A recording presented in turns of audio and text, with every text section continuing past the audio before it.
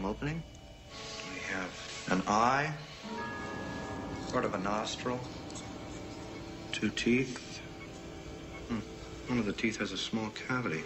Close call, folks, but I think we got here just in time. Presented by Maria Menounos and Kevin Undergaro. This is Anatomy of a Movie. In-depth discussions and breakdowns of various movie titles. And now that you've seen the movie, let the dissection begin. Put it out. Hello, everybody. Obviously, we are all excited. Welcome back to Anatomy of a Movie. Today, we are doing The Fault in Our Stars, the book adaptation from John Green. I'm your host, Marisa Serafini, and today we have a full panel. Yeah, we do. Hi, guys. I'm Sara Stretton. Hey, I'm Jeffrey Masters. I'm Roxy Striar. Welcome, everybody. Welcome, Jeffrey, to the panel. Thank you. Jeffrey is a host for the Book Circle Online, and you actually did the Fault in Our Stars podcast for that. We did, yes. So everybody go check that out. Excellent. So joining. Jeffrey's going to be our book savant today for this podcast. I feel honored to be sitting next to you. You should. I like that title. Yes, he's... I'm going to update Twitter 1 second. There you go. There you go. All right, so what were your overall thoughts of this film? I'm scared to talk about it because I thought it was so incredibly beautiful. I cried pretty much throughout the entire thing, which I honestly, believe it or not, don't do all of the time. I thought it was the best movie I've seen in a very, very long time. Oh, really? Yes. That's a strong rec. I loved it. I loved it. Very adamant about it. Okay. Yes. Wow. I mean, I really liked it a lot. Book adaptations always make me nervous because I'm like so connected to the character and the plots, and they have to change things just like cinematically. I thought it was really good. I really enjoyed it. Sarah? There were so many things that I loved about this movie, and I'm really excited to talk about them. A lot of them are script-driven, story-driven, music. A lot of the elements that brought this film together, I love, and I think were done excellently. To me, it's going to take a lot of justification, so I'm going to have to explain it later because it doesn't sound good off the bat. I was not completely gung-ho in love with them as a couple. So, like, they had chemistry. They had a specific relationship with each other that I did believe, but that relationship did not hold up to my expectations of what I really look for in a love story. So that's... Are you able to like specify what was missing in their relationship? Like the chemistry, was it? This is how I can describe it. It's like, to me, I loved each of their characters. I thought that they were very connected to them. It felt very truthful. I liked even who they were as people. I thought that their relationship was very much like, we're in love, but we're best friend in love. And I'm not saying that, like, in real relationships in real life, that does work. Those two exist. Like, marriages are built off of a best friend relationship. But I'm used to going to a love story and being like, oh, that's that person's match. That's their one and only for. And that is very idealistic. That is very, like, a dream scenario of love. But you look at your token love story movies, like, you know, that end in tragedy, like Romeo and Juliet, Titanic, The Notebook, like, or whatever. Like, all of these things are built on these great loves. And you really, for me, you leave those movies being like, those two people are completely 100% meant for each other. And, like, when Rose loses Jack at the end, your heart wrenches because you're like, oh, she loved him so much and he was hers. And, like if you watch The Notebook, I'm doing a lot of references here, but she has two guys at the end. And you can say that both of them are amazing. You know, they're both good guys. She has relationships with both of them. But if she doesn't end up with Noah, you are very upset. If she had ended up with Lon, he's a good pick. He's a nice guy. She loves him. But it's not that, like, ground-shattering love. And in this movie, they matched. The relationship worked. They were friends. But it wasn't a end-all, be-all love to me. I mean, I kind of agree with that because we're seeing a romance film. This is a romantic film. But I felt like they definitely had on-screen chemistry, yes. But I felt their storyline and how they progressed as a romantic couple took too long. And that's what kind of took me out of it, which made me didn't really believe their romance yet. I'm like, okay, they're already at that platonic friend stage. I'm like, how far can we go from there? Sometimes that works, sometimes it doesn't. And it did with this film. Overall, I thought this film was really well done. film color. Visually it looked beautiful. The acting was spot on, spectacular. But I will give it to some of the story and the development of some of the characters. I still had questions with that. What you guys are speaking about is the concept of the one. That's the basic way of putting it, that you love movies where you are convinced afterwards that was the one and the only. And I am a hopeless romantic, and I totally get what you're saying.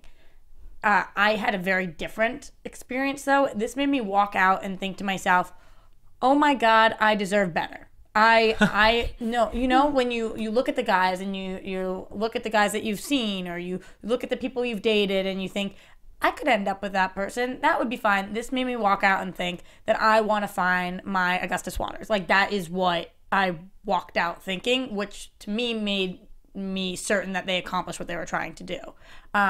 Because I felt like we are not that necessarily there is only one, but we are supposed to end up with somebody in some way. You have to, if you are a hopeless romantic, you do believe in things like that. You do believe in this higher power. And I thought it was so incredibly beautiful. I thought that the way that he fell so fast and the way that she fell like she was falling asleep very slowly and then all of a sudden at once was perfect. Yeah. And I have to say that in the book, the relationship is such a like slow moving process, and in like a beautiful way, that halfway through the book, I'm like, holy crap, these two lovers have not kissed yet. So when it does happen, it was like, yes. And I think we're so used to seeing like the timeline of relationships just like progress evenly that it like maybe threw you guys off that it hadn't. In the book, Yeah. was it in the Anne Frank house? Yes. That they kissed? Okay. Yeah. Okay. And my question to you, Jeffrey, because you actually read the book, you already had this pre-existing thought of these characters. Did the movie characters, did Shailene Woodley and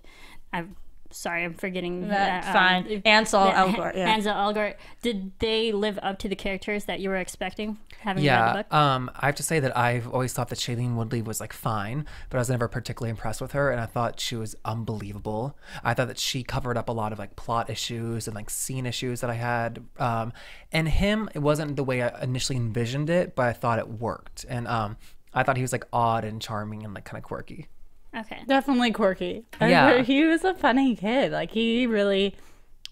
That's a challenging character. He's a few years younger than she is. No, he's older. No, he was born in 94, I think, and she was 91. In real life, you mean? Yeah. In the real, story, yeah, he's the older. actors, I just think that it could have been a little intimidating working with an older lady. But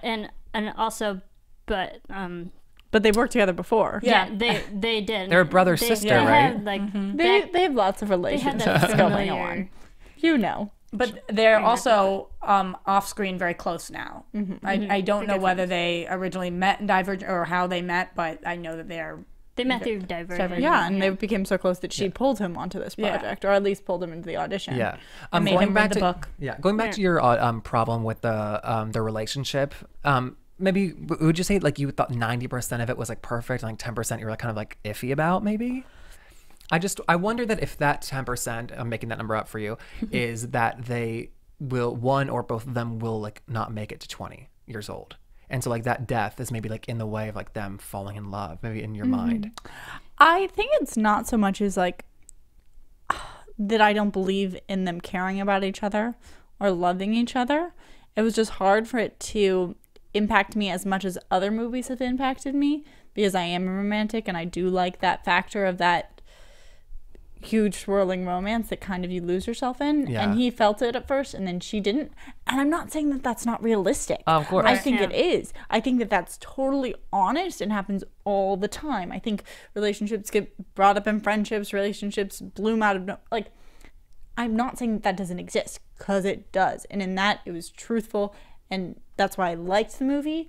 I just wasn't head over heels with the movie, because when I think of epic love stories, it doesn't rank as high as other ones. Right. I would categorize this film as a good film. I would categorize this movie as having really strong themes and having, like, I would just look at it as a good drama. Okay. Versus a good, or a great drama versus a great love story. Totally. Like, I'm not going to group this in with my Titanics, I'm going to group it in with more of like my Silver Linings Playbook, it's more to me Yeah. in that genre. Oh, I thought that was a great love story.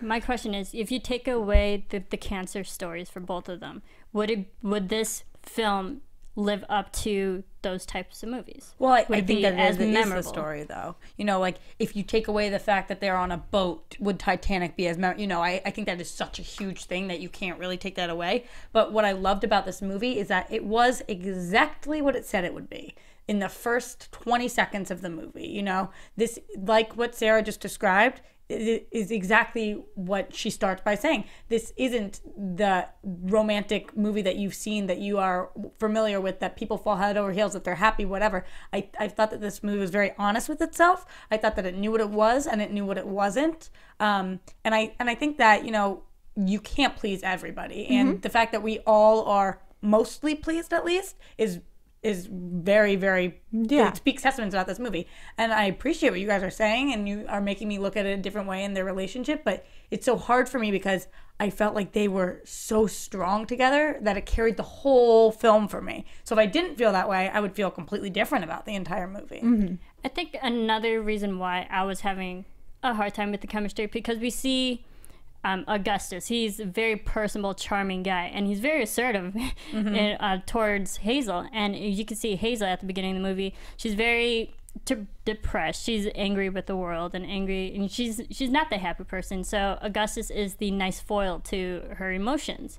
And I thought, and then throughout the movie, you can see her resistance here and there, but she's slowly, you know, letting that hard layer of her, you know, shed.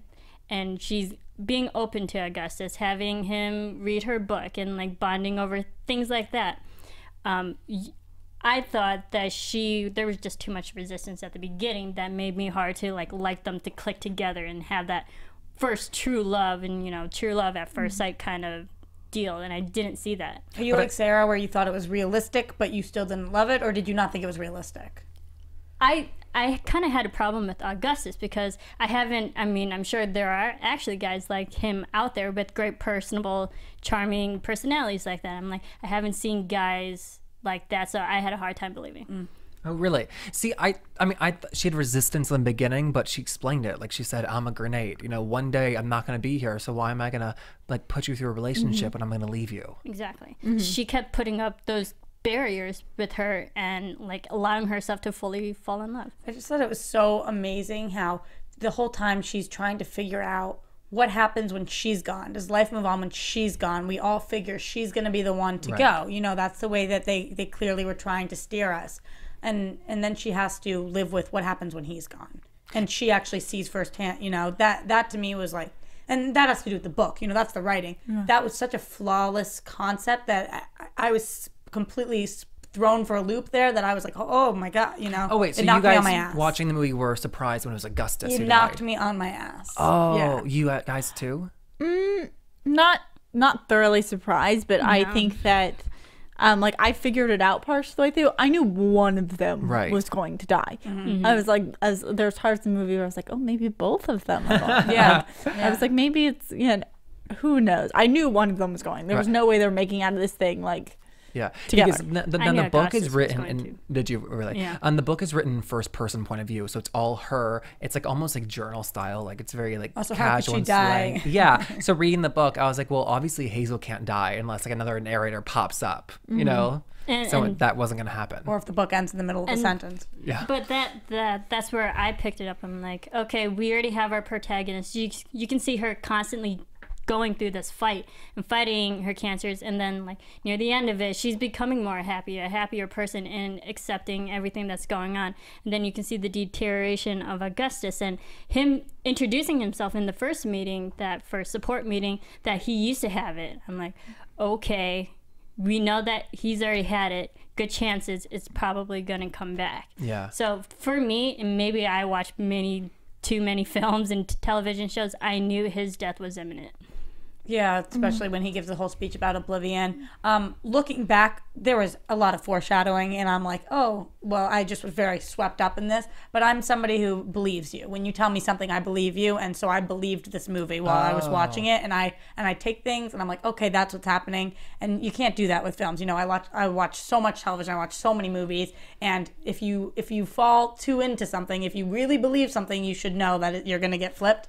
And I am a casualty of that world. Well, that's a really nice way to That's watch. such a wonderful journey. I'm jealous. And I want to speak to what you said about how, you know, the underlying themes of how her dealing with the death in the end, her being the one to survive it, and how they dealt with the sorrows of the families and of her family in particular. Those themes carried this movie for me. That's what swept me away. That's what to me was absolutely amazing, was all of this. As much as it was a love story, they did add so many layers of what happens after, what happens during, how their thoughts are with each other. And I felt like they really addressed a lot of concerns and didn't make it all one note. Like the fact that she had a very different perspective on her life than he did, and that they made like these two people with opposite points of views crash into each other was so much fun. And like in their meet cute. Yeah. They're me cute. But they had such high stakes, like him with his metaphors and with his like, I'm gonna basically live on the edge,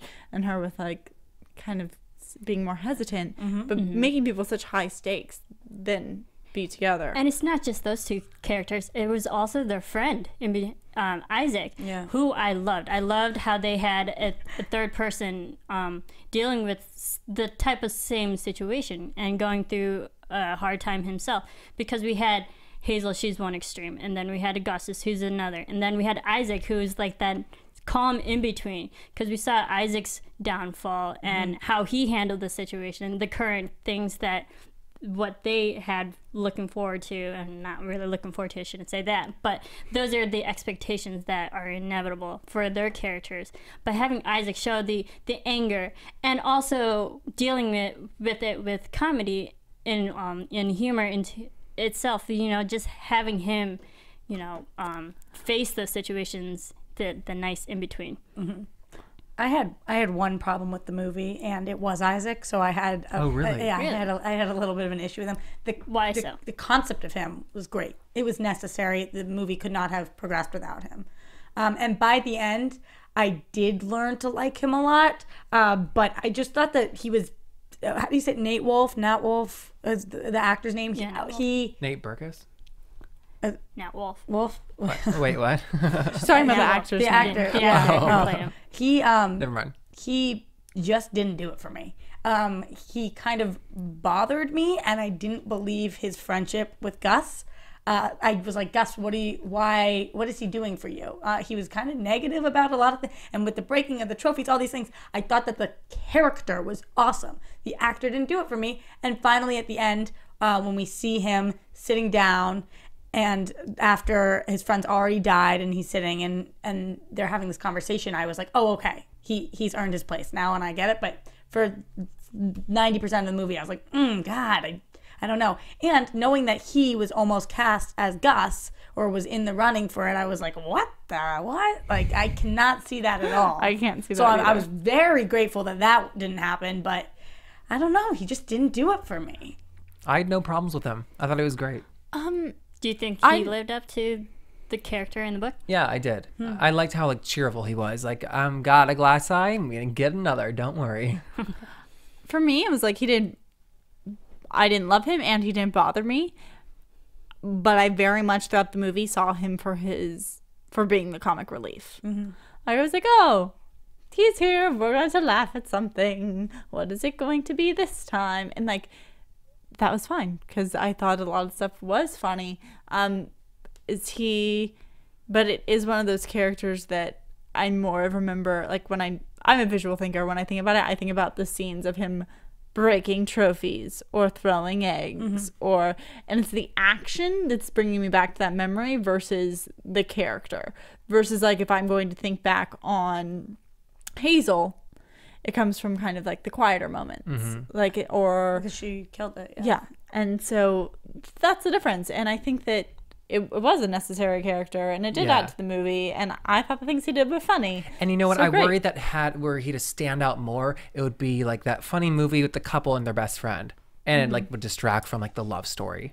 I didn't want him to stand out more. I wanted him to be more realistic because I felt like everything else was so relatable and honest and truthful, and I felt like he was acting. And it was like, I'm doing this because it is funny. And it just partially bothered me. No, by no means was he the worst selection for this role. He did a mediocre job, but he was surrounded by people that I thought were such stars that it really stood out that he was a fault in these stars. No, I would disagree with that because I think he did have a lot of realistic moments. Him knowing that he's already partially blind, and knowing he's going to be fully blind, and yes, he's going to have those angry moments, and we saw that. I think a normal person might react like that and want to break things and break any trivial things, even if they are trophies. I felt like he conveyed the real emotions that some people might actually feel if they go through those situations. And I thought that was realistic to his character and what he brought to the screen. I don't think it's as much. I'm speaking for you, and I might be speaking wrongly. I don't think it's the act of him throwing a trophy against the wall that seemed unrealistic. No, that's I a think script. it's how he threw the trophy against the wall. It's like, oh, I'm going to break this egg by like throwing my hand down like so hard it shatters. Or it's like when you know all you need to do to express anger and throwing the egg is like it's a flick of the wrist versus like the full arm extension. It's almost like overacting. That's a bad example, but I didn't mind that he broke the trophy. I didn't mind any of the action. I thought this script was incredible. I thought that the direction was incredible. I thought that his performance wasn't. And so it wasn't the fact that he was doing all of these things, it was how he was doing them, like you're saying, that just to me was subpar. You know, I'm not sitting here saying he ruined the movie for me. I started by saying this is one of the best movies. I loved this movie, but he didn't live up to the other performances for me. Okay, well, we're talking about the cast and the acting, and we'll get into Shailene Woodley. I think she's a big part, obviously. I think so. So we're going to spend a lot of time on her. But I want to talk about the other characters as well. Her parents. I mean, Laura Dern, Sam Props Trammell. to Laura Dern. So good. What did you think of their performances as parents who might be going through this situation? Spot on. I thought that both of them did an amazing job. I was so nervous that at some point we were going to see the dad like really try to drive Gus away, like stay away from my daughter type of thing, and them not support the way that she wanted to go to Amsterdam, all these things. I thought that these were exactly the kind of parents that any kid would really be lucky to have in a situation like that. And we don't usually see that on film. You know, usually we see the parents that it's like, and they did have some flaws. They did, but I thought that they were awesome. I think that their flaws like existed in a very realistic way. Like it was like when there should be doubt, there was doubt. Like with the first chance of her going to Amsterdam, that the first realization is we can't afford to go to Amsterdam is such a real thing that it's not absolutely yes. It's that, I want to give this to you, but I can't. Mm-hmm. That's a foreign country, and you're 16. And I'm sorry, is what you know. Yeah. Yeah, I loved how the parents were very supportive, and I'm not disappointed that they were, and that's great. We had those strong characters, but I was also surprised that we didn't see like any anger or doubt within the characters or the parents against each other. Because maybe I'm from another book. If you've ever read My Sister's Keeper, you can see the relationship.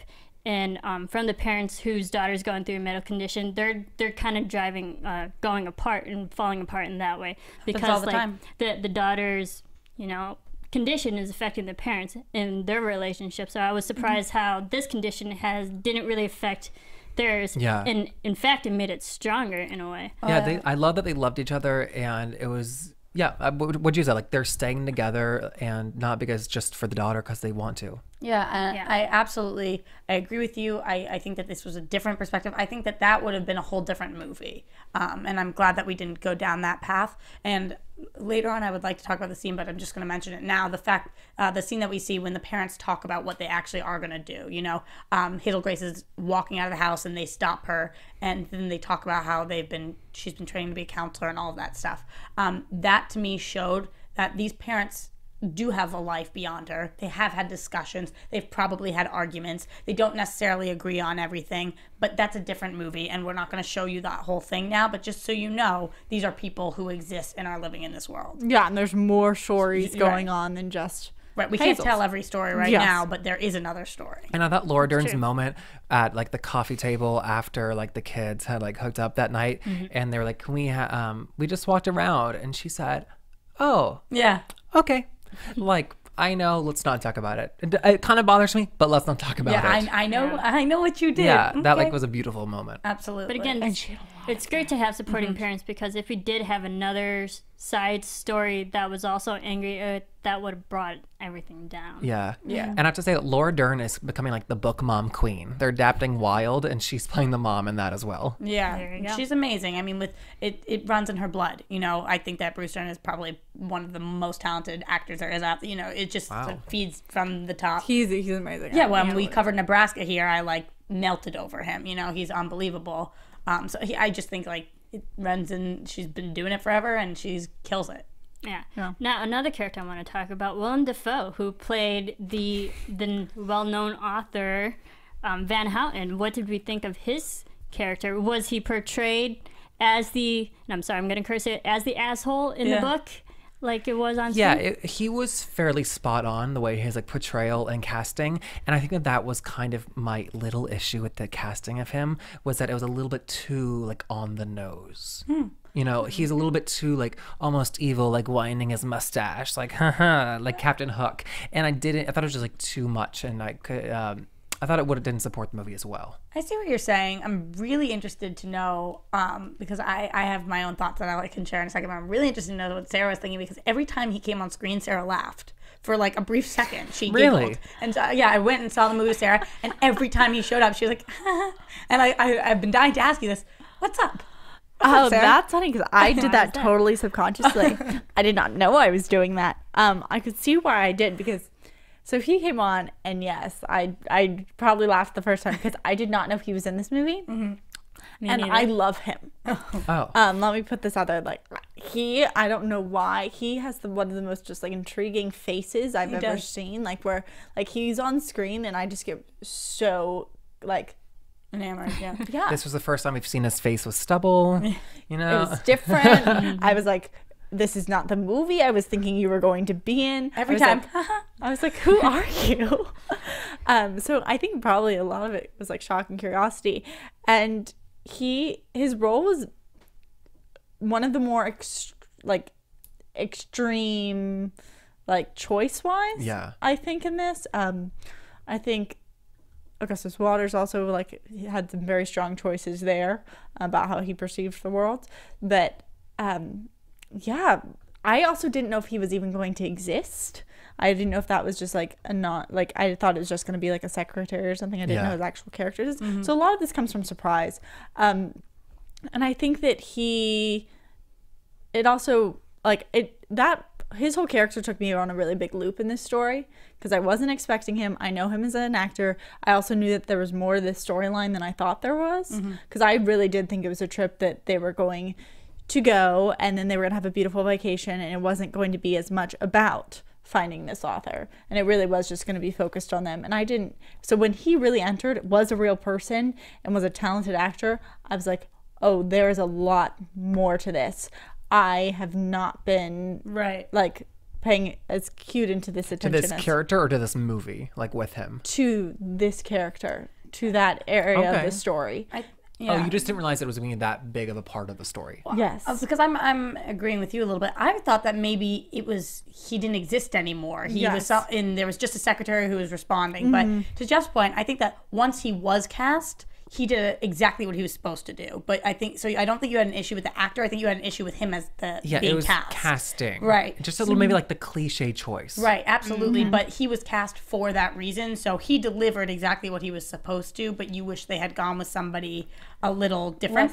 Less predictable. Yeah, when I see him, he's such like a typecasted actor, because like the shape of his face and like the inlay of his eyes and his voice, and he can't help that. But when you see him, like certain emotions register, and I didn't just like get that. he's, Knew he was he's gonna be an automatically angry- very layered. That's why he is in film, because he's so layered, and I was not expecting that from like I wasn't expecting them to find this author. I didn't know that was going to happen, and then they introduce an actor who does bring so much presence. So I was a little taken back. Yeah. For me, the character, But in a good way. The character was a very tough pill to swallow. Again, in a good way. I wasn't disappointed with it, but there was so much to him that I hated. And like, you know, some people, they just seem wise, so you want to listen to their advice. And he was one of those people, you know, you want, and the advice he was getting, the things he said, I was like, F you, man. You know, like, and I felt very similar to how the kids felt about him. And that particular scene, I had a hard time watching because it's always sad when you have this idol that you look up to and you have this pre-envisioned thought in your head that, like, this is the greatest person alive. And then that sad realization when you actually meet them, they don't live up to your expectations. And then I thought that was realistic, and because some of us do experience that. And when you meet your hero in a way, in this case it's Hazel. Yeah. And then just his advice, which is very cynical, very angry. I'm like, what has happened in your life to make you this way? And why are you treating it to this type of person who's obviously vulnerable? I mean, you shouldn't treat anyone like that, really. But what made you become so angry? And what, like, I loved how he had his scene at the end where he justified, and then not really giving him an excuse why he was the way he was, but he was also affected by someone who had cancer too. So just bringing everything back to that. One thing that I liked about them casting such a strong character with him is what it gave Shailene to work with. Yeah. Because every time she stood up to him, I believed it. And I think he, as an actor and as that character, is a person who's very hard to stand up to. And to have regain the power from. Yeah. And she showed him what was what. She won her argument twice with him. And that to me showed a lot. Like, if he was some like kind of wussier or like just depressed man and didn't have that like angry chip on his shoulder, then her telling him to no F off both times, both at his house and in the car, wouldn't be as impressive.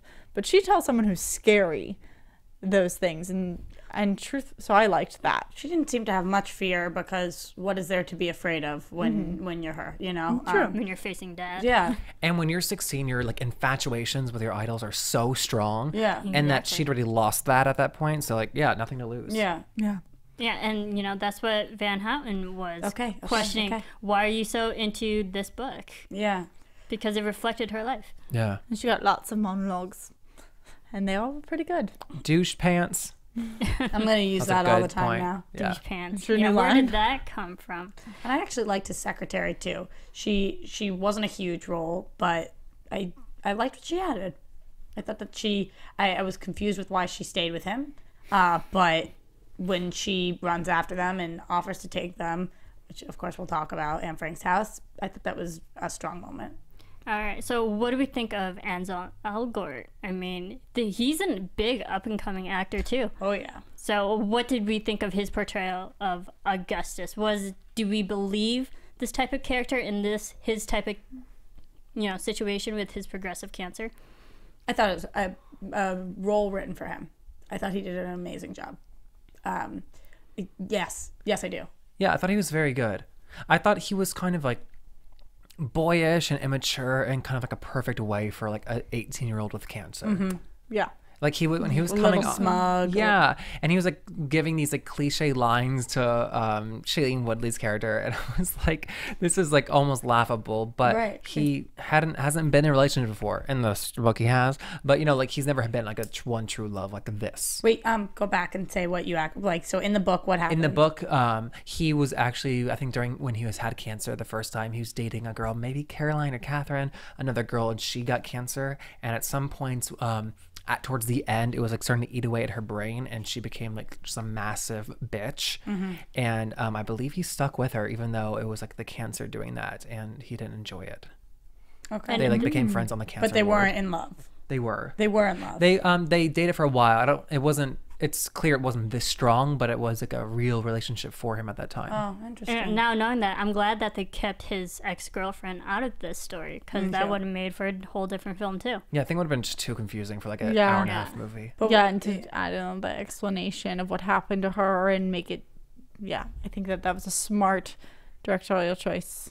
Yeah, it's almost easier to conceive like the story when it's like they're each firsts. Right. I think Sorry. An interesting fact with the book, Augustus is actually 17, correct?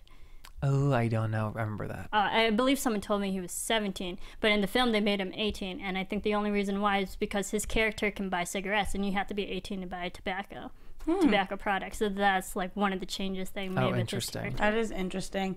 I thought that, just like you're saying, this boyish immaturity to him, it reminded me of when I was in high school, like what I thought was sexy and who I thought was hot. You know, the guy, now, if there was a guy who put a cigarette in his mouth and didn't light, even if he didn't light it, I'd be like, what? Like, what are you trying to prove? But I love that. You put the thing that does the killing right between your teeth, but you never give it the actual power to kill you.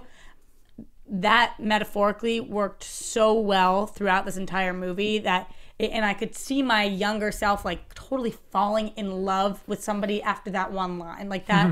And now I think, oh no, what? Not that I'm all mature and stuff. I'm not. I'm still a little kid. But that for me was really huge, and it carried throughout the entire film. And that's why I thought he was so perfect for this. Everything he said, I believed. Even the things that I didn't believe, it's because he didn't want me to believe them. I agree. I think that he was a master of the one-lines in this film. He had so many good ones, and to make them all work, I was like, bravo. I think that, I don't remember which one of you said he was, like, this part was written for him, but I agree. I think he did a job, and I have seen him in Divergent, and this made him pop. Right. This makes me, like, Divergent didn't make me excited to see him in this. This is making me excited to see him in the next Divergent. Has anybody seen him in an interview? Is this kind of like the character he is in real life? How similar is he? You know what? He seems like a very well-spoken, personable guy, and who does have humor. He himself says that he's not a big book reader either, but he read Fault in Our Stars for this film, and he enjoyed it. Yeah, okay. He does seem very similar to this. I've seen some interviews with him. He swears a lot. He jokes around a lot. There was this one interview, he's eating a bunch of cookies. He was asked if he was crying during he saw it. He was like, oh yeah, big time, cried a lot. Like, he seemed very down to earth, very cool, felt very blessed to be living the life he was living. It's very nice. He's clearly, he's new, so he hasn't had time to be fully jaded, so who knows what he'll be like in 10 years. But as of now, he seemed pretty kick butt. We know that he's coming up in that new movie, Men, Women, and Children, Jason Reitman and... Reitman, yeah. And it's Adam Sandler and Emma Thompson starring in it, and he's supposed to be like this. It's supposed to be his huge breakout. I mean, I thought this was a huge breakout, but he's supposed to be incredible in it. Yeah, I'm gonna go with this being its huge breakout. Being you know, definitely making a lot of money, got lots of attention, and he's starring in it. Sorry, I tuned out after the Adam Sandler, Emma Thompson together in a movie. That's happening. I have to go. So Thank you. Definitely a big breakout for his career and whatnot. But another person, of course, Shailene Woodley. I mean, she's already had her breakout, but she just keeps rising to the top. Yeah. She was great in this film. And I was reading before that she had read the book a couple times. She loved it. She loved the character. And so when this was presented to her, I think the audition, she just like freaked out and she said, I have to be it. Yeah. And I saw that passion in her on screen. I saw that she she owed it to like the book and the character, and she wanted to give it everything. And I thought it was like a beautiful performance. Yeah, I agree that she did an unbelievable job. There was something about her smile and her laugh. And as an actress, I go into and I'm picturing her reading her sides in the way that I would have interpreted them. And I don't think that I would have seen the smiles when she saw them. And I really appreciated the moments she picked to enjoy life and just like show something that I don't know if I would have seen in those words. Totally. So I thought that it was such a strong performance because it was different and not what all talented actresses would have given us. It was different, and I really brave and strong. Yeah, and I have to say I loved that's not true. I did not love the original scene with Augustus and Hazel when they bumped into each other, and then after outside they're talking, and he's like, "What's your name?" "No, what's your full name, Hazel?" "Oh, Hazel Grace Lancaster." I thought he was that, like, I don't know if there's a script or like his portrayal of that like immature guy with like chummy, and that she was just like giggling and thought it was like so cute, and she was like almost rolling her eyes at it. Like I thought that just like sold the whole thing for me because she was like in on it. Yeah, absolutely. Like if we're rolling our eyes, like that's bad, but if like we're watching them do it, like it's fine. And she's like, "You were doing such a good job." Like, Yeah. talking, you know, exactly what I was thinking. Like, "Oh, you were doing well, buddy. Why'd you blow it?" And then she says it. It was spot on. Yeah. I agree. I think that she did a wonderful balance of like adding in humor, adding in when she was like embarrassed, or adding in when she was sad, or adding like it was not everything had to be packed full of drama, and I was glad about that. I'm glad it didn't turn into, you know, soap opera or anything. It wasn't like she was upset all the time. Adding in those moments of being happy, of finding those like lighthearted, like, because there's like, yeah, that deep love, but there's also like lighthearted love. So I thought she did a wonderful job. I mean, Shailene, she's a great actress. If you ever watched The Descendants, watch that too, because that was probably the film I watched that I was like, wow, this girl has an amazing career ahead of her. I can't wait to see her next projects upcoming. You know, I watched that and I said, oh, she's fine. That's exactly how I thought. I was like, okay, yeah, I thought she did great in that film, which made me excited for all of the other things that she's in. The parts where I thought she did amazing was when going up the Anne Frank scenes, or the scenes where she's like really struggling with her condition. I can't wait to talk about that. And you know, her just breathing through the oxygen tubes. You can really feel for her in that, like, we're holding and gasping for her, and that she can't breathe, we can't breathe, we're holding on for her. And I thought that was so well executed on her part. Yeah. And then there were other moments where Shailene actually said herself that people in those conditions, you have to breathe through oxygen tubes. When they're like arguing or they're really angry and they're yelling at they wouldn't, you know, say as much so fast in a fast amount of time, because they'd have to stop to take breaths. They would get more winded than what she would be during acting. So she had to stop a lot to remind herself, hey, you have to breathe, because a person in this condition has to stop and breathe, because absolutely they don't allow that. Even in scenes that it wasn't mentioned that she was having trouble breathing, I could see how heavy her chest was, which makes me know, you know when you can tell somebody's not actually cold, and you see that it's supposed to be a cold climate and whatever. I could tell she was actually struggling the whole time, even if it wasn't mentioned. I thought she was amazing. And going back to what Jeff said about her really wanting this part, so it says that she wrote a million letters to John Green and to Josh Boone over and over, and she said, quote, "If I'm passionate about something, I'll do everything I can to be a part of it." So I think that that's just like, you know, people think there are so many rules in this industry that you go into the room, you audition, you wait to hear. Like, there really, in life, there are very few rules that you can't break, that you can't figure out. And she wanted this project, and she went out there and she effing got it. And like, that is something to be respected. And she got it, and then she didn't just do it, she killed it, because she knew it was for her. Yeah. Which I really admire. She just had such like nice quiet moments too. You know, like you like learn to deliver lines in the class, but like they like teach you about like when you're not talking, you still got to be on camera. And like when he's like, by the way, I'm sick again.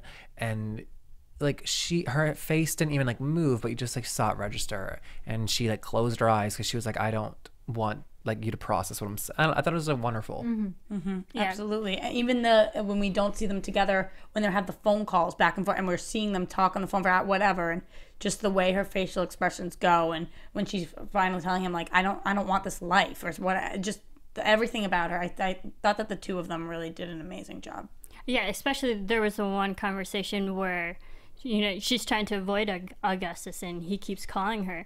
And then when she finally answers, going back to the quiet moment, she took a long time because he asked, "Are you okay?" And then there was like 5 seconds of pause, which in film, that's a lot. A lot, yeah. Mm-hmm. And 5 seconds before she said no. Yeah. And I'm like, that was just brilliant. That simple moment was brilliant. Right. And even in the writing of that, you know, how often in life when somebody says, "How are you? Are you okay?" do you actually turn and you say no? So I thought that it deserved those 5 seconds, because to think about all the things going through your head, do I say yeah? Do I say no? How am I actually, you know what? No, I'm not okay. And it really, it deserved that time. And I thought she was really benefited by like some of the script I was saying I didn't love before, but then other parts of the script were just beautiful. Like it wasn't overwritten. Like the scene comes in when after Augustus passes and the lights turn on and she just knows, and we know that she knows. And then there are a couple scenes like that too, in like the waiting rooms and stuff, where they didn't need to like say what was going on, and we got it. Absolutely. Or for another one of those for me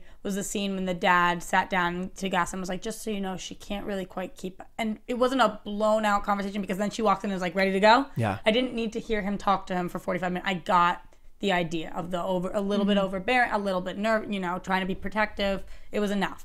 I really liked the script. I think overall, like, the dialogue felt very natural.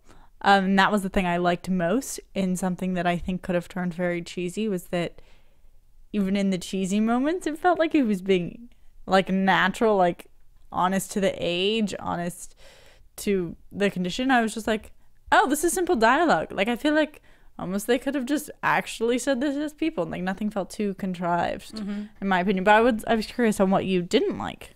I thought, well, I mean, I don't remember exact moments right now, but like I guess like that opening scene when they bumped into each other, and then it was like I gotta go to like the bathroom to fix my hair. I like needed a little bit of something more to like spark her like wanting to change her appearance for this guy.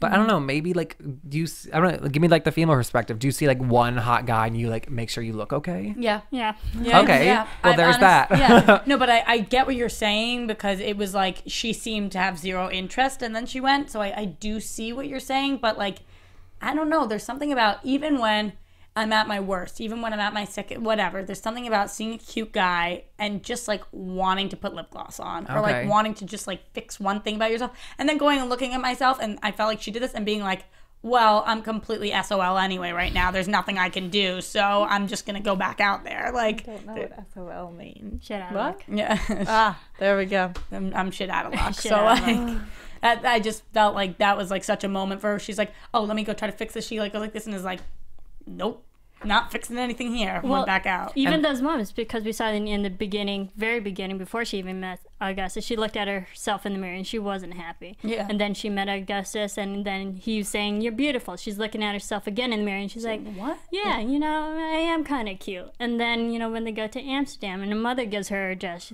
and then, so like she's having that more self-awareness of, she really is beautiful, and someone else is acknowledging that too. So, and she put on that beautiful blue dress. Yeah. For him. And I have to say, like, I don't know if you guys noticed, but like that shade of blue is the exact shade of the cover of the book. Yeah. And I thought that was like such a nice like homage to like just the book in general. Yeah, and the dress was beautiful. Yeah. And even that, when the mom does give the dress to her, and she's like, oh, Mom, you're telling me you want me to go out on the town with a hot guy in a city that's dangerous? And she's like, yep, that is what I'm saying. And I was like, see, that's a mom who's not reckless, but not overprotect. Like, she's got it. She's got it in the bag. Let's kick butt. Let her live her And life. is looking She's at a the whole teenager. situation. So the whole thing. And even though there are moments where the mom was like, oh, when we come back here, and we all very well know they're never going back, and they're never going to make it back there, and she gets mad, and mom's like, well, I'm trying to stay positive. I thought she was positive in the right moments, and in other moments knew when to let Give go a some little leeway. bit. Yeah. Yeah. I agree. That was a beautiful moment on everybody's part. I want to talk about a little bit of the directing and cinematography. For a very emotional film, John Green, who wrote the book, he said he was happy that it remained to the pain and emotion of the book. And cinematography, I thought, for being a sad story, it was very bright and colorful, which I thought was a bit surprising. Oh, really? Yeah. I think it was because like the intention of John Green and like the storytellers was to show the humanity of these characters, and like that doesn't equate to like black and white. Yeah, I thought the juxtaposition of those things, the absolute saddest story that you could have with this bright, crazy world, really worked. And I wasn't surprised by it. I was pleasantly pleased by I that's what I'm saying. But yeah, I just liked it. I thought that it looked nice. And it made it all the better when we finally, these characters between Hazel and Gus smiling and laughing it off and brushing it off, and when we finally see that scene and it's nighttime and he's at the gas station and it's not as bright and it's not as cheerful, and he is a mess, a completely broken down mess. Yeah. I was like, this is what we've been working for, you know. And she says, I wish that I could say that he stayed completely himself till the end. I wish that there was no flaw here, but this happened, you know. And I thought that was very realistic, and it made me realize why everything else was always so, it was green and it was blue and it was bright, and now it's dark, and sometimes you have those dark moments. Yeah. And going back to this question and your other one about my problems with the script, I hate to be this picky, but I really feel like the first like hour of the movie was a little bit too montage heavy for my sake, my taste. But what does that have to do with the script? Because in the because that's like written down in the script, just like the montages. Oh, I thought you meant as opposed to the novel. I meant like the creation of the film. Do you think that contributed to the editing part of montages, or was that in the book? Like they did this and this and this. Like, no, I think that was like a choice by the screenwriter and like fulfilled by the editors and the directors. I just felt like it was like a scene and the montage of her like brushing her teeth and looking at her phone and eating and looking at her phone and like texting and looking at her phone. Well, duh, but you know what I'm saying. And then having a scene the text and then a pop montage. up on the screen? Yeah. I just thought, I was like, okay, I don't want to see another montage. Then I got 3 more. Did you mind the text on the screen? Is that what you were just following that up on? Oh, you know what? No, you guys go, please. No, say, do you I didn't. I hated the text on the screen. I just thought I know it was like the same font as the cover. Something about it was just cheesy, the execution of it. And I say that because the execution of the email on the screen, or is like the opaque white, was beautiful. And I was like, I want to recreate that in a film. That's true. I didn't love it. It wouldn't have been my first choice, but what the saving grace was for me was I was just home visiting my 17-year-old sister, and that's about what these kids are. And I was like, this is totally the font she would have chose. This is this is exactly what a 17-year-old, 18-year-old's text message looks like. This is exactly what they want. You know, this is the thought process, the bubble, the way it goes. So for me, it was true to those characters. As an art form, it was not aesthetically pleasing. I was like, and compared with the email, which I thought absolutely. So who created this like beautiful email and this like text? I also went back to, yes, they're using iPhones, which I feel, you know, phones and cars, they always make a movie dated, and the story could really apply to any period of time. And when they go to the text messages and then having the cartoonish, childish feel to that, I felt that had they done the regular iPhone font and look, it would have dated themselves. And if they gone with the cartoon, can kind of make it more broad over time.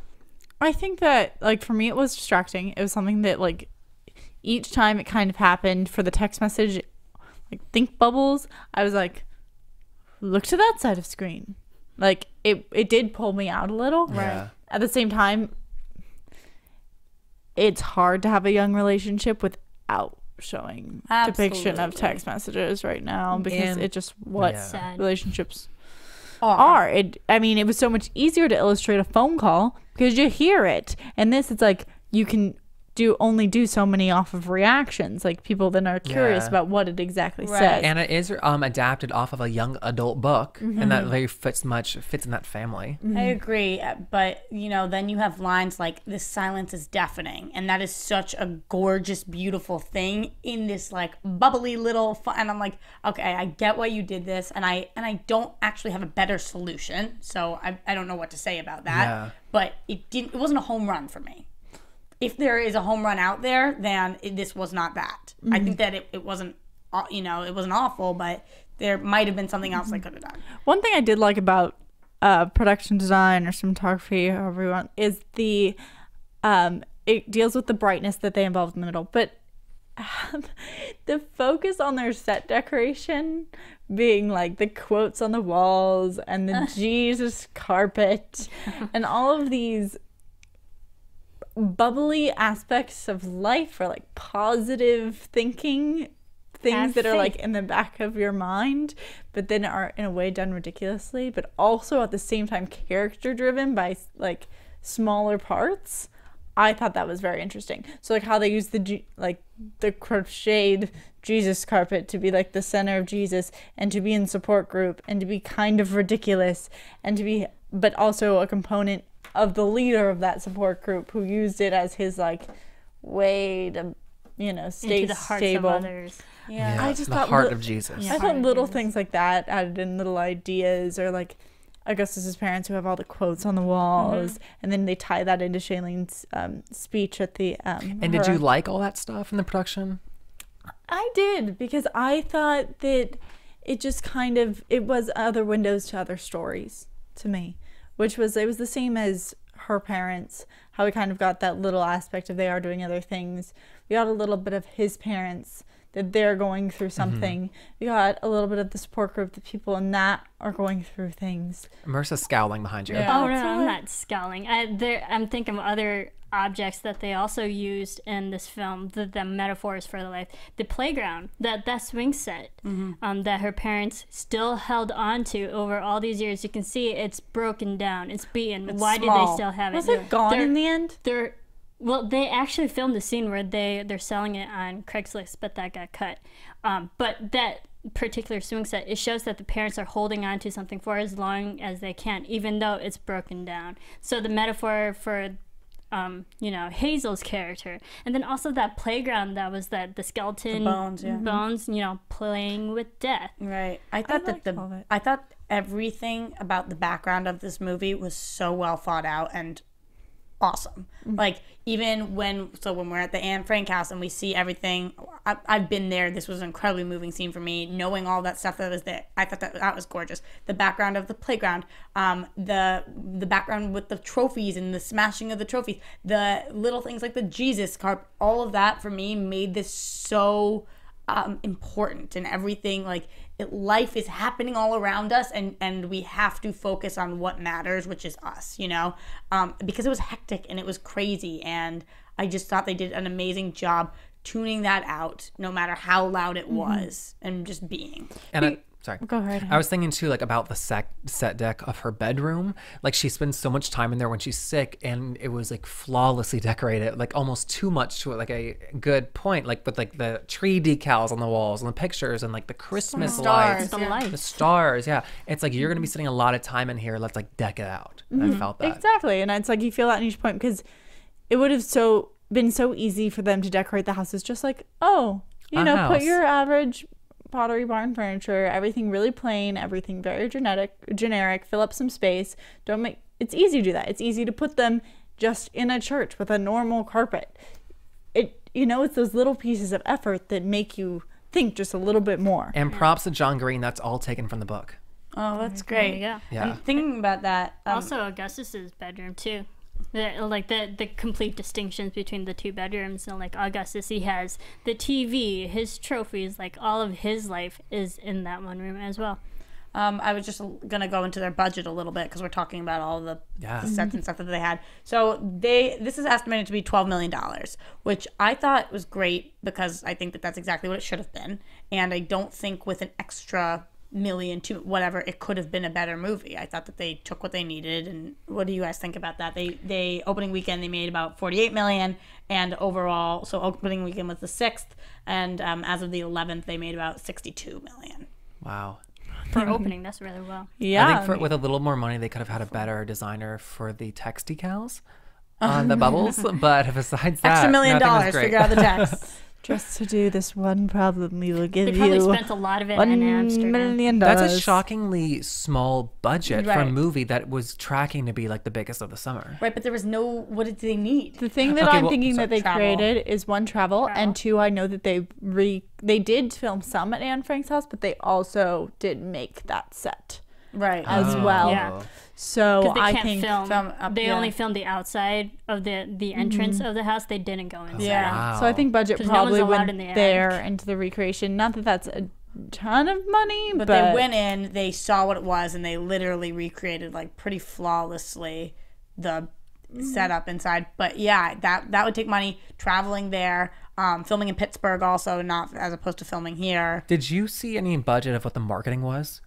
Okay, because it's on every billboard, every Yeah, wall, that's every true. fence post in Yeah. the city. probably a lot more There's than the big film promotions budget. for this Yeah, I bet it's film. like almost the same price. I would Fandango. guess it's more. Oh, Yeah. really? I would. I'll look it up right now. while You you're know also what I looking. found was interesting, though, was when I was out here, and not that people didn't know about this movie, but when I was out here talking to my friends, they were like, oh, yeah, I'm excited for that. When I went home to Boston, it was like every single person was going to the opening weekend of this frickin' movie. Like, everyone I spoke to was so excited about this. They had been waiting for this. They were like, because I don't know, sometimes out here I get confused of what the big movies are, because every movie seems like a big movie, and this person's going to this premiere, and this person doing this. When I went home, this was like the talk of the summer. You have to remember, too, that it spent like 2 years on the New York Times bestseller list for young adult books. Right. Yeah. And in fairness, we're out here in Hollywood, so we kind of have a biased opinion about that, because, you know, we're already here in the industry. We know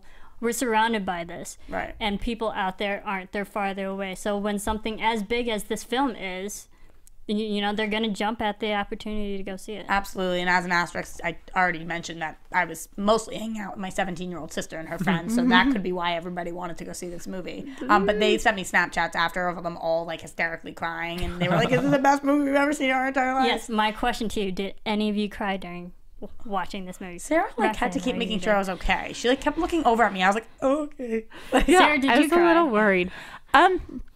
I'm not a completely heartless human being, so I did tear up.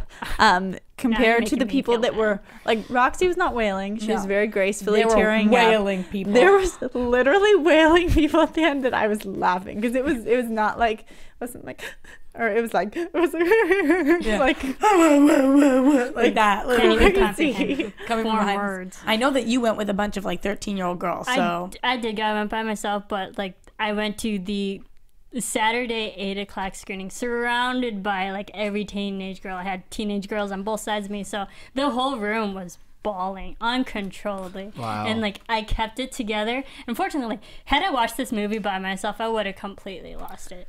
But, you know, I kept my composure. I knew what was gonna happen, and when that would doesn't you make me have cried? heartless. Because like the things that were getting me was like, it was a lot of like the family stuff. Family, yeah. that absolutely. Something about like the stuff was scene where she was like, "I heard you say aren't a mom anymore," and that discussion. That's the one. And that scene literally leads up to the mock funeral of Augustus. And the eulogy which was the scene that everyone bawled their eyes out at. I mean, That was like the lead up. I couldn't believe they went there. Like, it was a very eerie moment. And then especially the fact that she completely changed her speech for the dead and for the living.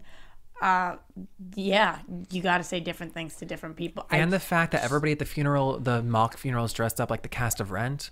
You know, I thought that added a really nice touch. Scarves, beanies, vests. Minus the author who had come into town in the white. Like, here I am. Like, what? What did we think of the mock funeral scene? Was that also in the book, I'm guessing? Yes. Yeah. I thought, I was like, where is she going with the numbers? I thought that speech was very original, as opposed to, like, if you're going to have a mock funeral, I don't want to hear Shailene Woodley say, "Listen, I loved you, I'm gonna miss you," like all those typical things, you know. That's not what I want to hear. The actress, I wanted to see her give her all. This was a shining moment for her, and for Hazel Grace as a character, and it was unique and it was true to them, and I really appreciated it. And this was actually one of the moments that I liked Isaac, and I was like, okay, you did it here, kid. I thought that this was really smart that they added it in. I agree. I think that. I think on a deeper note, I think it's when it comes to eulogies and the actual writing of them, it's such a task, because it is who are you addressing and who is the funeral for. And I thought how they approached the subject, because it's just a crazy circumstance that I don't even know how you would, like, they came up with the words to write, because that's so hard. And I think that it was written really well. Yeah. And I think that it was heartfelt and unique, and it's like hard to talk about, because I'm like, oh my, I can't believe that happened. And they did steal some of the words from what Van Houten did say to them in the place they went. Right. Yeah. What's it called? Amsterdam. Thank you. So I thought that was like a nice like throwback to that, and like the inspiration, like it all came full circle. This like, author everything that we was used to like. connecting. Yeah. And how like we'll use that to like inspire like something good. Yeah. Yeah, and the actual screenwriters for this film, Scott Neustadter and Michael Weber, they said when they were writing this film that their goal was to keep several key scenes from the book, and this was one of the key scenes that they had to get down. Yeah. One of my favorite lines from the book was not even touched. I don't know how they would have, because it was like her narrating, but it's during the sex scene. I'll get to it, but were you guys surprised that like how far it went? I was surprised that she took off her shirt, and they like, it wasn't like, it was not like maybe they had sex. It was like, no, they had sex. Mm-hmm. Well, you mean you were surprised with For, like, the fact a that they young had sex, adult. or you were surprised with you were surprised with how it was shown how on it was screen? shown. Like usually it's a lot like more delicate. Like they probably had sex, but like if you're young, you don't know what they're doing. Like I thought it was like very apparent. I mean, I wasn't taken aback by it. I mean, I've seen a lot of kids television shows where girls, you can see like the full back of a really? woman, and that doesn't really faze me in that way. And maybe it doesn't faze teenagers. I think teenagers today are conditioned to see a little bit more risque scenes. And also their lovemaking scene was filmed after they had just cursed out their favorite author. Yeah. So like we've already had And their first kiss that morning. yeah, and like they've already had the F-bomb and like all these cursing and kissing and stuff. It just elevated to that point where I wasn't surprised. Oh, interesting. I thought it was beautifully done, and it was something that I think to myself, if I was babysitting somebody younger, would I be embarrassed to take them to this? And I wouldn't have. So really? I thought that it was very it was tactful. I thought that it was pretty. It couldn't have gone any farther without being an R-rated movie, but Yeah. I thought that it was really nice. I mean, I thought it was like a beautiful moment for them as actors, and then I love like the navigating of the shirt and like the oxygen And getting cord. stuck, and it's awkward, and it's weird. Yeah. And I liked the awkward bit. I liked that they threw that in. loved it. Especially because when you do look on the bigger picture of they just had their first kiss this morning and you're Yeah. already here. Yeah. I liked that it was awkward. I think, and they didn't show too much for me, and so Okay. it I did also navigate love the balance give and well. take of them, where like he had his like hands on her chest while she's wearing the bra, and then she's the one that took her bra Yeah, off. me too. Like it was like each of them were taking the step up together, and not him like warning we're about- doing this. Yeah, him warning about the leg and her saying, "Get over yourself." Yeah. Like So in the book, the line is, he took off his pants and then his leg. Yeah. I was like, I love this. And they're like, But I love moments, levity between moments. scenes like this too. I mean, this film does so well balancing humor and comedy and drama and those quiet moments. It was like so many emotional upheavals that they executed so well. Yeah, I laughed out loud the first half of the movie like a good half dozen times. You know, I really did. And Sarah would kind of look at me like, what is she even laughing at? There's just like slight looks or moments that I was like, that's good. Oh, see, a I good thought they had moment. really nice light moments for such like a heavy film, but I did not find myself laughing out loud. Really? Yeah, I was like smiling and like was like cheered by it, but not laughing. But would you have liked to have been, or that was good for you that you weren't? Maybe like 2 or 3 more moments of laughing out loud, but got you. I thought it was a nice like amount. Oh, got it. Yeah. I want to go back to talking about the Anne Frank scene. Yeah, thank you. At Yeah. Anne Frank's house when they're going up and like you can literally see their relationship building as they're going higher and transcending, you know, that the whole metaphor and that aspect, and then leading up to the point where they actually kiss, and it's such an iconic place. And then the people with them on that tour guide applauding. Did that bother you? Because there's watching there's it? a lot of controversy about Yes, Yeah. there actually About the is. clapping. About About this the Anne particular Frank scene and house. it taking place Yes. in Anne Frank's house. Did this bother you in any way? Here are my thoughts. It was definitely off-putting for a second. And I'm not saying it bothered me. I think it was the right way to go about it. But I was like, wait, I'm sorry, why everybody's clapping? First of all, being a Jew and being somebody who's been there before, I'm feeling a lot of different emotions, and I've studied a lot about Anne Frank, and in very strange ways, Hazel Grace and Anne Frank have a lot of similar Yes. qualities. So I thought that this was an incredible parallel, and the way that was written, and that this is where they go and that's where they end up. You know, they just so happened to be in Amsterdam, and that's where it just was very strong for I me. agree. And I'm also Jewish. I've studied Anne Frank, obviously.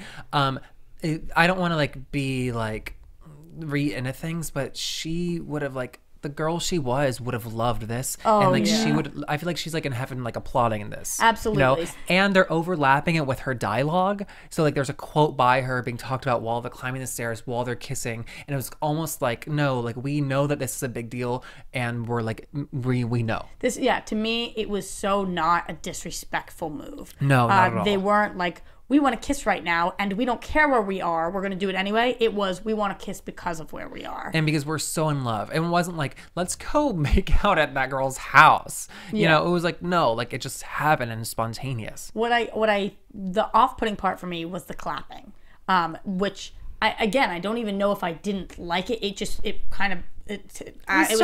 was startling for sure. Because I can't imagine being in that room where you are so claustrophobic and you're stuck and you have all these emotions and you're looking at all these things and kissing somebody and having that intimate moment. Yeah. And then the entire room clapping. I'm not even saying that that's unrealistic because that's not what it felt like to me. It was just like, oh. I think I would have preferred like this beautiful moment. They're making out and then they pan out. Everyone's like looking at them. Okay, like a little bit giggly, a little bit uncomfortable because of the location. But like, you know what? Kids these days, they look like they're in love. Good for them. Absolutely. I think that's what I would have preferred. What happened in the book? Okay, what happened in the book was exactly what this was. However, it was so apparent for me reading it that they're climbing the stairs and her breathing's getting heavier. I 100% thought she was going to die. And I said, this is so messed up with the F word. This is so effed up that she's going to die in the Anne Frank house. Yeah. And she's like 16. I said, I this is horrible. And then she didn't. And then that feeling of dread was like pushed down by the kiss. And I was like, wow, okay. Like, there's the love story that we're waiting for. So it was very similar. Okay, because I know a lot of critics, the entertainment critics, are upset with the fact that they're comparing the her cancer condition with the Holocaust. That's and not being happened though. No, but people are saying that, are making that comparison between like, are the two even equal in that way? That's why I spoke very carefully in saying that the two women have similar characteristics. I'm not saying the two scenarios. Qualities. There is no comparison. Not that there's zero comparisons to be made, but I don't think anybody intentionally is saying that having cancer as a kid is like going through the Holocaust. That is so not the statement being made. That this is what bothers me about critics when they look into things to the point where they poke holes for the sake of being like, oh, this is what this person is trying to say. You know what? No, it's not. And I'm not the writer, I'm not the director, I'm not any of these people, and I can say for a fact that is not what they're saying. Yeah, I didn't think that either when I first watched that film, and then I read critics were saying that. I didn't think that at all. I could understand that maybe any comparison that they're trying to thread these two together was that they both suffered. They were both teenage girls who have suffered. One was during the Holocaust, one is now in and today's try to have time. a positive outlook. But it's just the metaphor for suffering and being at the Anne Frank's house, and even that house is a character in itself. What the parish and the suffering that went through. So I think that's where people are taking that stab at. Right. I mean, I will approach this from like I've never been to Anne Frank's house. I know a little bit about her. I did not take this was this huge, giant comparison. I do not think that, as you said, it was meant to be offensive in any way or send across a message about cancer and the Holocaust. Just from viewing the scene, it was a little bit awkward for me, especially the clapping. I also think that they held it too long. I think the shot was given too much time, personally. I felt like we were lingering there for a really long time because I remember actually being like, I had enough time to process like, okay, when are they going to stop making out in the Anne Frank's house? What are these people going to do? Right. And I was like, oh, and now they're clapping. Oh, and now they're still clapping. Yeah. Like, to me, it wasn't, honestly, it wasn't, I didn't have a problem with this scene, how it happened, or they had this kiss there after she made the struggle to get there, and because of these parallels, and because I do think that the message they were giving off of Anne Frank was her hope. Right. But it was just how they actually portrayed the scene that I didn't really like. I was put off with the clapping because it took so long throughout the film for them to finally kiss. And then everyone surrounding them is clapping. It's like, no, just have them just stand there and acknowledge that they're kissing, but have the audience in the who's actually viewing the movie clap. Well, that's what I wonder. I don't need a film to tell me when to clap and when not to. Do you think they were trying to usher us in clapping? They're like, this is going to have clapping. Let's usher it in. I think But that would I have been a think the realistic audience- response. I think that's what it was. If I was standing there and watched that, I would be like, okay. Like, I'm not saying that that's what everybody would do, but I just kind of, I don't know if that was the right decision. But going back to the statement they were trying to make, if anything, to me, what this was Hazel Grace saying, there's no way I'm not climbing these stairs, because if everything she had been through and whatever she could be up there, I can do this. Like, that's more for me. It was like saying what a horrible time that is, and that even though she has it bad, she could have it worse. That was more the commentary that I got. And I don't even know if that's what they were trying to say, but that's how I felt. Like, there's no effing way I'm not making it to the top of this, because this is important, and this is something that she did, and this is somebody who deserves to be remembered, and whatever it was. So I thought that was very respectful. It wasn't Hazel sitting at the bottom of the stairs being like, I'm not going to climb that, because, well, who cares about, I have struggles too. Like, it was almost she was climbing it to honor her, right? Yeah. Because she knew she still could when Anne could not. So I really, really enjoyed this part of the movie. Again, like you guys are all saying, the only thing that was like, to me, I don't know, was the clapping. Did you guys think that she was gonna die at the house though? Yeah, No. I had that moment, definitely. Okay. Especially the last ladder steps. Like, the first two, I was like, okay, she can make it. And then she gets up, and I knew it was coming, because the last part is like hell. Like, when I got to the top, I was like, like, it's very difficult, and you're very tight. Yeah. And when I was like, she's not gonna make this. There's zero way that she is going to make this. And I thought maybe she wouldn't die, but she'd end up in the hospital, and her dad would be like, I told you she can't keep up with you, or something. But she did make it. Yeah. Yeah, I because at this point in the film, I knew something was going to happen to Augustus, and Hazel wasn't going to die. And just knowing that if your lead protagonist, female woman, was going to die in this city where, she's trying to meet her favorite author, and then like this beautiful city, it didn't fit with her character, and I'm like, why would she die in this beautiful city? I didn't think she was gonna die. I totally had the hospital fear. I definitely was on the Augustus page where I was like, yeah, maybe you should stop. Yeah. I was like, I'm for that. I'm for you stopping. I understand. You don't have to prove yourself. You prove anything. This kind of reminded me, though, for him to her, of the moment. Okay, there were parallels between her calling 911 when he was in the car and him not preventing her from going up these stairs. I was thinking to myself, like, when do you stop listening to your significant other and start thinking what's best? And clearly what was best for her here was to not go up those stairs, because she could have died. And clearly what was best for him was for her to call 911, because he could have died. Which was, to me, a difference in their characters. And I'm not saying he shouldn't have let her go up the stairs, because she didn't die and it was okay. Yeah. But I was very nervous in this moment that he didn't say enough. And if she had gotten sick, like, what he would have done with himself for not stopping her. So, there comes that point where it's really the breaking point, and you either let them be pissed at you, but you stepped in and saved them, or you let them do what they want. And at the end of the day, she didn't let him do what he wanted. Mm-hmm. He did let her. Which was a difference in them at their core. From the man's perspective, I think that were he gonna go into this fight and like chat about it for 30 minutes and they argue and everyone's pissed, she still would have won. So he's like, all right, girl, let's do it. Yeah, like, let me be supportive of you as opposed to a weight. And also, if you think about it, that Anne Frank house, there were more people surrounding them. So I think it was, having other people also kind of involved in that way can help you push yourself a little bit even more. Mm-hmm. That social psychology that, hey, I'm being watched by other people, I can do this. And then you go to Augustus when he's in the car and he physically can't move, and you can tell he's really at his breaking point. He needs help. And that was a very individualized, singular moment, because it was just them two. Yeah. And Hazel had to make that choice to call 911. I found the quote before you were asking about what kind of guy that Ansel is, and this is what he said when he left the screening feeling very lucky to be healthy. He says, there's so many things to be lucky for. Lucky to be healthy, lucky to be, like, beautiful, lucky to be living in America. It's like, what the fuck? It's crazy. I feel like I have more luck than 99.9999% of the people in the world. I'm a lucky fuck. So There you go. Excuse my French, but that's what he like.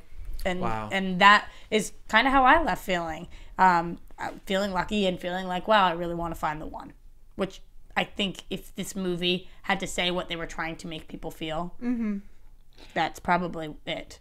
They got it across to you, because I definitely felt feeling I am lucky, but I didn't get the last part. Yeah. But I totally like worth seeing because it was good. I mean, Gotcha. I think both of Shailene and Enzel are very fortunate to have a situation where they can portray such a real story to so many people out there who might be going through this. And I don't think they deterred away from the story at all. That like they really can send a good positive message out to people who might be experiencing something like that, and not being offensive in any way, because some No. people can be really sensitive to these type of stories. And I don't want to read into it, but I hope that this will let, you know, when you're kids and you like see somebody with cancer in a wheelchair or something, it makes you uncomfortable, and so you kind of like avoid it. I think this will be a great way for kids to be like, oh, it's like Hazel and Ansel, and they don't think about it at all. That's a it's very like good a point you non-issue. make. Because absolutely, I think that when you're unfamiliar with something, then it's uncomfortable to Yeah. you. So seeing her, and the only time she takes this off is for 1 second, you know, the oxygen tube. I thought that was beautiful. That she looked so beautiful and kept it on the whole time. Like it's nothing to be afraid of that she's wearing. That it is approachable, and I thought that was the point you make is great, because this does target a younger demographic, and I like that there now is a couple that is not Romeo and Juliet, is not Jack and, you know, this is somebody that they can look at, they root for, and they do have these problems. Yeah. And I want to just talk quickly about the music, the soundtrack for this film. I mean, Roxy every songs- 5 minutes. Shazam, What song is this? Shazam. Yeah. What song is this? the song selection for this film was really, really well done. I mean, we had Ed Sheeran, who love him, and Birdie, and we had One Republic for the theme song. Just like so many, Codaline, Charlie, yes, XCX, so many different Tom Odell. singers, musicians, and that can cater to the teenage audience as well. And what did we think of the music? Did it reflect the emotions, that everything that was going on? Yeah, I for me, my expertise is in music. Like what I know when it comes to is music. And obviously it's opinion based, so my opinion is not any better. But this is something that I am very hard to impress with a soundtrack. Usually I'm like, a soundtrack's okay. I thought the soundtrack was awesome. I thought that they picked the right songs for the right time. It was a sound that enough people could relate to, and it wasn't too obscure. It wasn't trying too hard to be different. It really moved the story along for me, and I thought it was excellent. I really did. I really liked it. I thought the music was a great choice. I thought the underscoring was beautiful. If I'm being really picky, sometimes it stood out to me and was distracting. I think that's a trend. That's the one thing I want to say. Is I think with young adult films, particularly a lot with series films, and with just like ever since, I'll give this to Twilight, ever since Twilight, there's been a very strong draw towards the soundtrack making for young adult films. Like I'm talking about away from score and really diving into getting a variety of artists coming together on a young adult project. So, and popular artists as well. And I think that this movie followed that trend, and I think for the most part did it very well, because it does make you do hear the music. I found myself humming along or being curious about what was playing. Sometimes it is a little overpowering, because I am thinking, oh, what is this, instead of about the emotional character. But I think it's a trend, and I think it's interesting, and I think it gives people another something to take away with and buy. And I mean, I love scores, so that's interesting. Yeah. And this is a different sector, and I feel like it's really blooming. I just feel like the score is there to support things and not be like the main star of the show. And sometimes it was like taking over for me. I absolutely agree with you. I think one of the reasons why I loved it so much was because most of the times that they decided to make a strong song was during either a montage and or a text scene, which otherwise it wasn't like we're trying to have this huge argument and here's this big song and it's going in the back. Yeah. So I really liked when they picked their moments. And I there's something about it that really worked for me. But if you were to say to me, did you notice the music throughout the film? Yes, absolutely. There was not a minute that I did not notice the music. So if that's something that bothers people, which it does bother a lot of people, then it wasn't like the music worked so flawlessly that I didn't even know it was there. I was very aware of the soundtrack, which I love. Yeah, I was aware because I noticed I'm big with music too. Like, I'm big on instrumental scores, and I felt like this being such a sad, emotional, is the perfect film for any slow, soft tone that can go throughout the whole film. I didn't really hear the underscoring, if there even was one. Oh, wow. All the songs that... There was, I promise. Okay. Are you talking about the underscoring or like the soundtrack song choice, though? Underscore. Yeah, an actual instrumental score. The thing with songs in this particular, like when you hear actual words in lyrics, sometimes that takes me out of the film because I'll hear the words and not watch the film, and then like it takes me out of it. But I liked how they used original songs, but also the things with songs and lyrics and stuff, it can make a movie timely. And again, this is a story that can be timeless, but going back to the iPhone and then music, it could really set a movie just in a certain time. I guess that just doesn't bother me.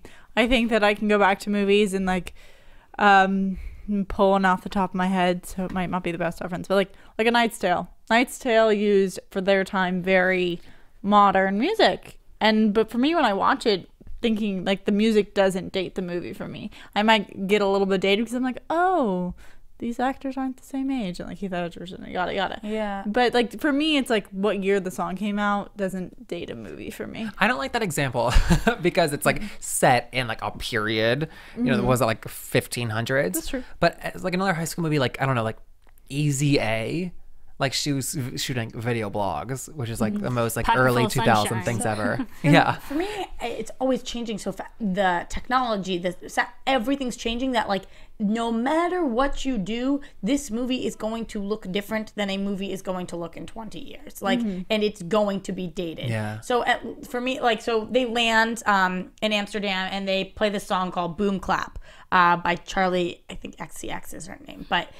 It was like an upbeat, awesome song, but it wasn't a top 40 hit. You know, it wasn't something that I was like, oh, I remember when that song came out. I was sitting in my 8th grade classroom, and you know, it wasn't like that for me. No. It was like a great song that, yes, if I looked it up, it would date it for me, but it wasn't like huge of this time period. The biggest song for me in it was probably Codaline's song, but like I don't think that everybody saw the soundtrack and was like, oh, I knew every song in that. Or you think about like. Forrest Gump and the soundtrack to that, you know, I love every song in that movie. It's very true to that time period. But to me, am I watching that and thinking, oh, this movie is out of, you know, I can't relate to this. No. I don't know that that's a problem though. Forrest Gump though. There's a what? There's an instrumental theme song to Forrest Gump. Yeah. Yeah. I don't know that's a problem, like to set movies in a time and not have it be able to like, I know you have to like be able to relate to it many years later, but to like have it be like a perfect image of that time, that's like why The Breakfast Club is like so phenomenal. Yeah, absolutely. That's why it just really didn't bother me. The music, the lyrics, all of it, especially because the lyrics were strongest when there was silence. It just worked. Okay. Follow me. Interesting. Okay, so overall, I think we all did enjoy this movie. It definitely caters to our demographic, being the young 20-something-year-olds. Who would we recommend this to adults, to anyone else who wouldn't like this movie? I mean, I feel like everyone's already seeing it after the box office they had. I mean, I feel like it caters to like the younger crowd, even like the like teens. I mean, I wouldn't recommend it to like a group of guys going to hang out like after beers, but I think everybody else, I think guys would find something to enjoy in it if they go with like a girl on a date. When I walk out of movies, I ask myself like very specific questions, and one of them is, would I recommend this to my grandparents? And the answer is no, I would not. So whatever that means for this film, would I recommend it to my little sister? Yes. Would I recommend it to any of you guys sitting at this table? Absolutely. But would I recommend this to my grandparents who go to see movies once a week for this to be their once a week movie? No. Is it because the subject matter is so heavy? Yeah, it's heavy, and also I feel like they would watch this and be like, they would just be sad. The whole thing is very sad. So I guess that it has to do with being heavy. There isn't really a silver lining here, that the way that grandparents like movies to be, especially based on how they were. Okay. I don't know. I just wouldn't. I wouldn't recommend this to them. I wouldn't recommend this to my father. To my father's girlfriend, yes, but to my father, no. I think if you've lost like anybody close to you within the last like year, you gotta skip it. Yeah, You I have to skip it, or you should watch it Skip to it. appreciate everything. No, I think that's almost like too soon. It's too close. Yeah. I know what you home. mean. I think that things like this help you to see sometimes to not maybe move forward, but see that you are not alone, kind of thing. I think after a period of time, yeah. Also, Yeah. very much dependent on the person. Yeah. And like that's such a hard thing because so many people grieve in different ways. I understand what you mean, especially because if someone's feeling very negative, Yeah. you're not going to go send them to see this because it ain't going to help. Right. It might help later on, or like We're not playing this in the hospital. Yeah. Like No, absolutely. But I do see what you're saying. So there are. Yeah. I'm not saying I would recommend this movie to everybody, and neither are you. Alright, Would you rate this high up with like the other movies that we've seen that kind of delve in the same kind of like A Walk to Remember, Yeah. Dying Young, Griffin and Phoenix? Would you categorize it with the same type of films? Yeah, absolutely. To me, I relate to A Walk to Remember very closely, but I think that movie was great in its way. I think this movie is great. The style is very similar to 500 Days of Summer, which is also the writers wrote. So Yeah. I would more categorize it with that. That's one of my top 5 favorite movies of all time. So this wasn't quite, but it was at the same caliber. I thought that this movie was amazing. yeah, I think that it was done very well. I'll see it again. I'm gonna put it definitely goes in the category of like drama, almost. Oh even yeah, sense I would of, do like, the drama as dramedy. well. I'd put it there. And like Just kidding. I'm gonna Obviously. watch this.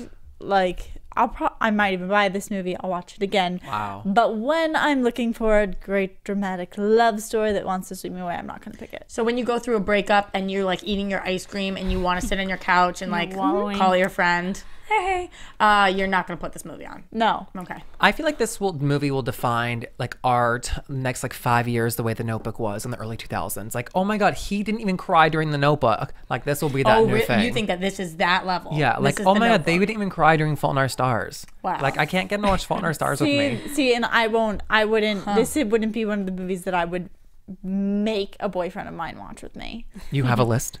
Yeah, it's Oh my like God. Who Titanic. doesn't? Any boy would be lucky to watch any movie with you, You Sarah. have to watch Titanic. All right. Well, that seems like Anyway. the everything. I think we've discussed about everything. Oh, I think so. Where can we all find you to keep talking about fun movies, anything like that, Roxy?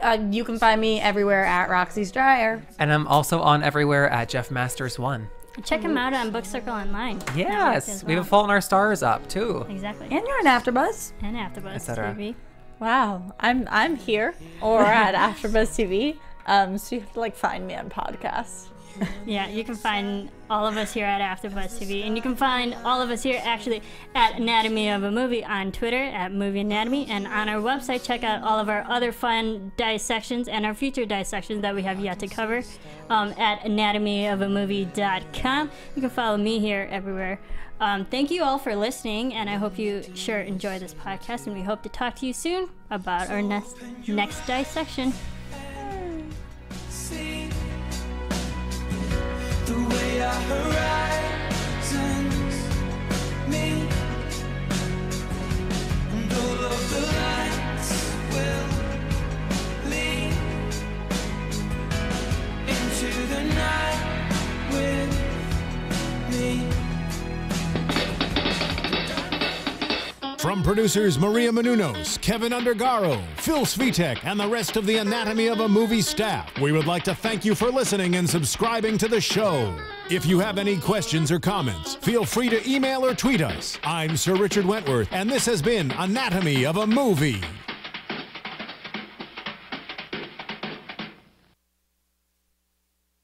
Thanks for watching Anatomy of a Movie on YouTube. For more on your favorite movies, subscribe to our channel here and be sure to let us know what you think in our comment section below here.